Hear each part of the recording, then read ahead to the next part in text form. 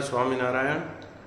જ્યારે સ્વામિનારાયણ ભગવાન પ્રથમ વખત વિસનગર ગામમાં પધારે છે, મહારાજ પોતાની સાથે સંતો, પાર્ષદો તથા કાઠી દરબાર ભક્તોને પણ સાથે લઈ આવે છે અને મહારાજ ત્યાં તળાવની બાજુમાં ભીમનાથ મહાદેવજીનું મંદિર છે, ત્યાં પોતાનો ઉતારો કરે છે અને ગામના લોકો મહારાજ માટે, સ્વામિનારાયણ ભગવાન માટે લાડુની રસોઈ બનાવે છે.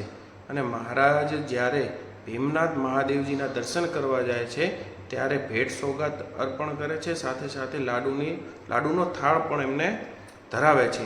અને જ્યારે મહારાજ દર્શન કરીને બહાર નીકળતા હોય ત્યારે પગથિયાની બાજુમાં પથ્થરના હાથી હોય છે. એટલે ગામના લોકો સ્વામિનારાયણ ભગવાનને ને બધાને લોકોને એવું કહે છે કે જો સ્વામિનારાયણ ભગવાન ખરેખરા ભગવાન હોય તો આ પથ્થરના હાથીને લાડુની પ્રસાદી જમાડે, અને જો હાથી એ પ્રસાદી જમે તો સ્વામિનારાયણ ભગવાન છે એવું અમે માનીએ.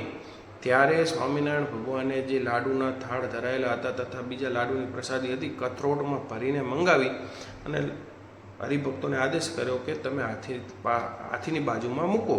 ત્યારે બધા હરિભક્તોમાં કથરોટમાં લાડુ લઈને આવે છે અને હાથીની બાજુમાં મૂકે છે. ત્યારે મહારાજ જેવી હાથી તરફ, પથ્થરના હાથી તરફ મહારાજ જેવી દ્રષ્ટિ કરે છે ત્યારે હાથી ઊભો થઈ અને કથરોટમાં રહેલા જેટલા પણ લાડુ હતા એ આરોગી જાય છે. ત્યારે ગામના લોકો કે હા હા, સ્વામિનારાયણ ભગવાન ખરા અને ખરા.